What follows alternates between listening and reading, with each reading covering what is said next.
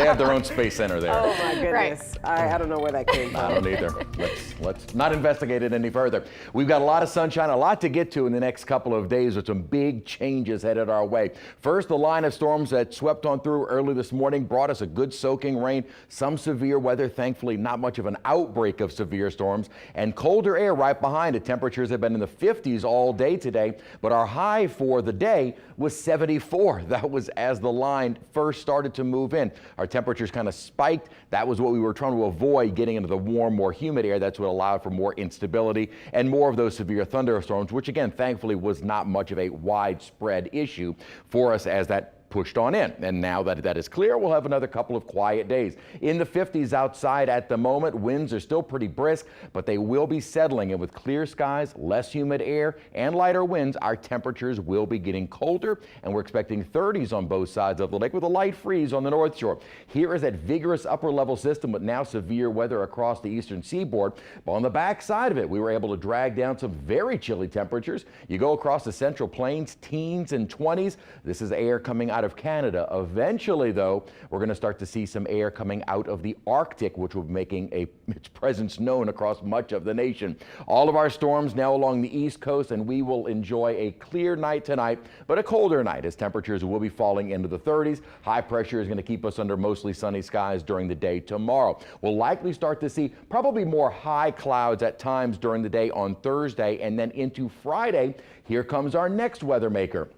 This one doesn't have nearly the potency of our storm system that we saw last night and early this morning, albeit this will have maybe a few isolated strong to severe storms. At the moment, most of our area going into Friday morning, a low end threat for severe storms, but we may have a little bit more of a focus on the north shore with that line on Friday, again, kind of earlier in the day. And then that will continue spreading off to our east, where there'll probably be a greater chance of severe weather. So low end threat for severe weather with our front on the way. But we are looking ahead to a very cold kind of mid-January with temperatures very likely well below average. This is what we're looking ahead to. We will see a cold front moving through Friday, and temperatures for the weekend, especially Saturday, will be chilly. But by early next week, we are tapping into an Arctic air mass that is going to be with us for most of the week. This is what temperatures are looking like. Starting out Saturday morning, we're in the 30s on both sides of the lake with highs probably staying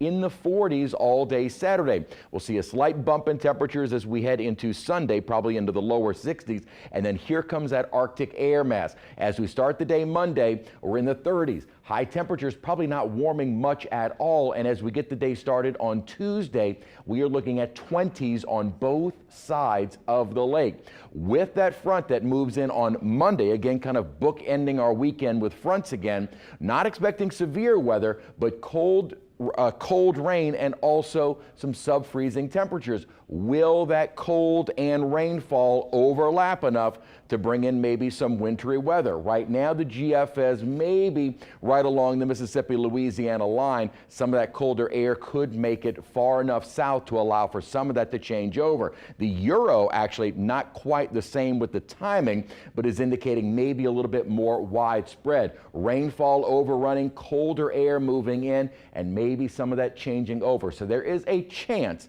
as we get into early next week for some wintry weather. We'll be taking a closer look at that as we get closer. First, though, tomorrow morning will be chilly, 30s on both sides of the lake. We'll briefly warm into the low 70s early Friday with temperatures dropping throughout the day, and again, that low-end risk for severe storms. Staying cold all day Saturday with highs only in the 40s, and then we'll be watching for that chance of maybe some wintry weather at times on Monday with temperatures plummeting. Look at our temperature on Tuesday. After a morning start in the 20s, highs will stay in the 30s.